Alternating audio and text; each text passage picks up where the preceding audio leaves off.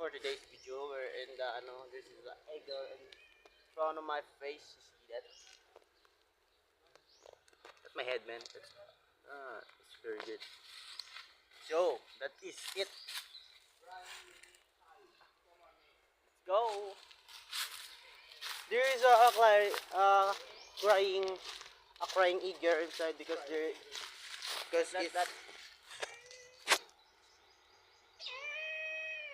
kawawa naman. Ano ba yan? Pakawala niyo daw siya. Ito. Birin. Birin.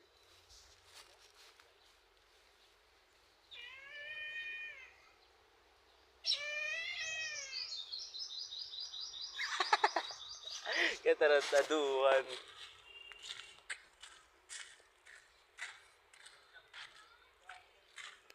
Ano, Robit? Sarap niya nadubuhin, pre.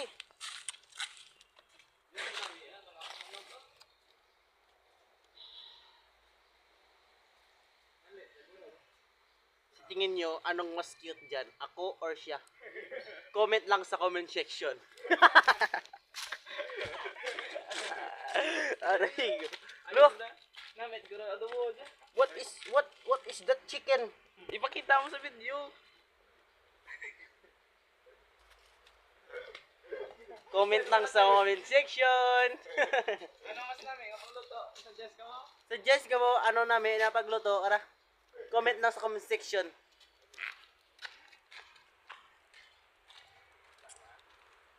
Yun yun. Ay, yun lagi. We're just exploring this. After we explore this, we going to the swimming pool and we take a bath. Ay, a bath? Take a pool. We take a pool, nan. We take a pool. Kulang dyan, boring. This is called, Kolopuchi. Pating. Lokal, pating. Tagalog is kalapati. Manager, what do you call that?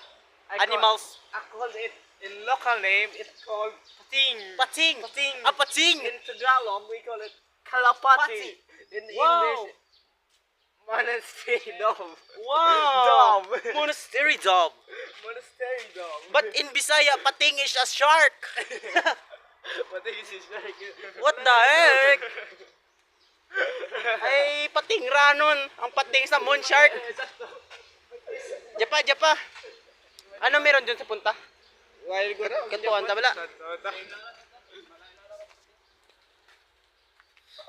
Pating.